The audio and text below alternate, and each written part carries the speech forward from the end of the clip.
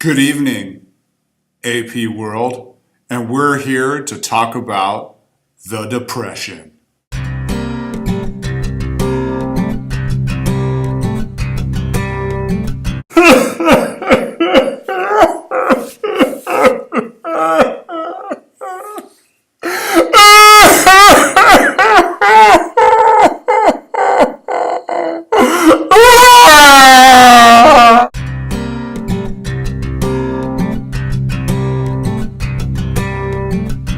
Okay, look.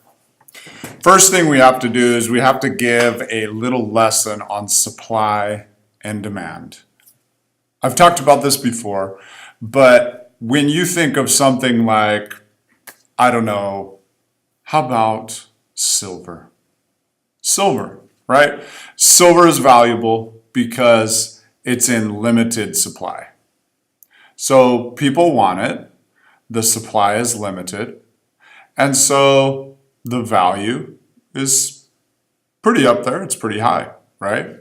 Well, if all of a sudden you could take every glue stick out there and, whoa, turn it to silver, that would be amazing, right? Well, suddenly the supply of silver would increase. And as the supply of silver increases, people wouldn't want it as much. Okay, so it's not just that people won't want it as much, but if you have more of it, more of this, lovely silver, it's sitting in a warehouse, right? All this silver that's made from glue sticks. That's right, it's magic. Made from glue sticks. And it's sitting in a warehouse, it's not being bought. So what do you have to do to get people to buy it?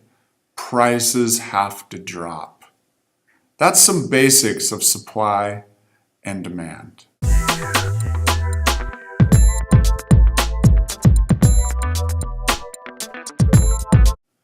Hey, I'm glad you asked.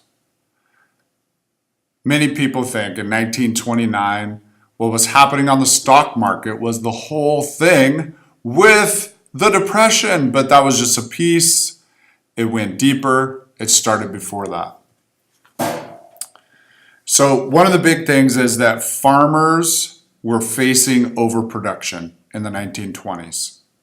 They were facing overproduction, first of all, because during World War I, production was up. Why was production up? I'm glad you asked. Because militaries needed food. Militaries needed all this great stuff to supply them. Remember, the United States becomes who they are today because World War I, and we're pumping out all this stuff to them. So farmers, just think of them, they're gearing up. They're giving food and they're giving food and they're giving food. And so they're setting themselves up to produce more and more and more. Well, after the war, farmers kind of made a bet, so to speak, a hunch that they could keep producing these high amounts of food. And the problem is, though, if you remember, is that inflation was occurring. Remember that instead of raising taxes, governments just printed more money. And so that was one of the reasons that inflation started to occur. So what was once $2 now costed $5. So farmers, assuming that they're going to be able to continue to produce at this high level, high volumes of food, they say, hey, we got to keep buying equipment to be able to produce at this high level. But they bought that equipment at inflationary prices, so it cost them a lot of money.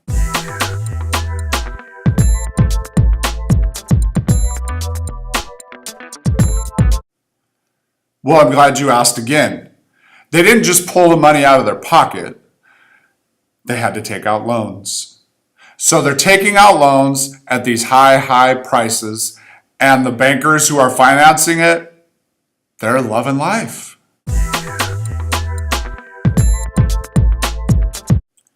So European production goes up and up and up. In other words, there's more and more food in the warehouse. So if there's more and more food in the warehouse, then the price has got to be dropped down. At the same time, you have the United States and New Zealand. Things are being imported from them. So more things in the warehouse, so to speak, so prices continue to plummet. If prices go down, guess what? Less money is made. If less money is made, it's harder to repay those loans you took out on the equipment. Remember that? So everything's a big mess. It's just not working. So other big countries, France and Germany, are doing a similar thing. They're taking out loans from the United States. So this is just becoming a bigger and bigger process in Europe.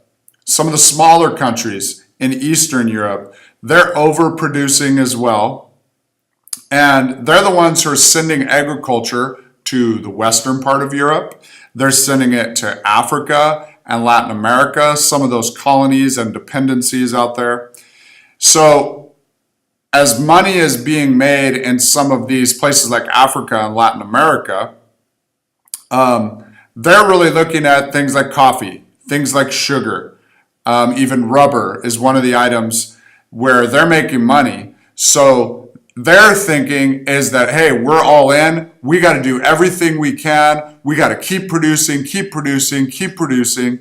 So they're set up for overproduction as well. So production, again, is more than the demand, so that warehouse is filling up, which means the prices are going down.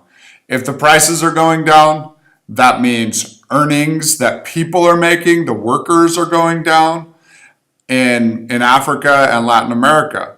With that, they can't continue to buy exports that are being sent to them. Do you see the connection? Everything's connected. How much money people are making, how much things are being charged, because if I'm not making money, I ain't buying anything.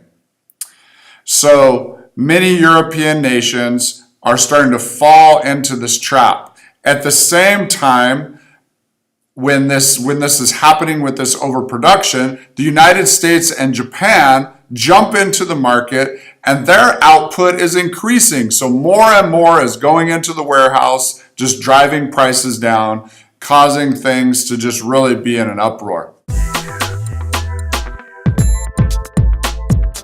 Okay, that's the thing, is the people in charge don't even really know what they're doing. Governments don't really understand at the time, maybe today too, much about the economy, so they're not doing much about it. They're more concerned about themselves. They're more concerned about, hey, I got to get my money repaid back to me, to my banks, etc.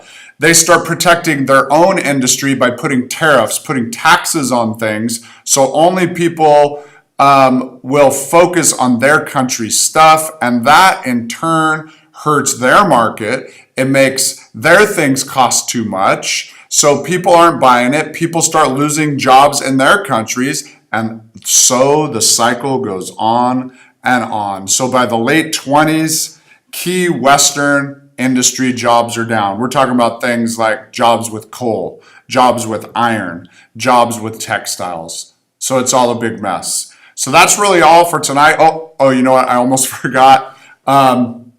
Man, you guys missed it. You'll have to ask him about this. But here is my impression of Liam Smith tonight.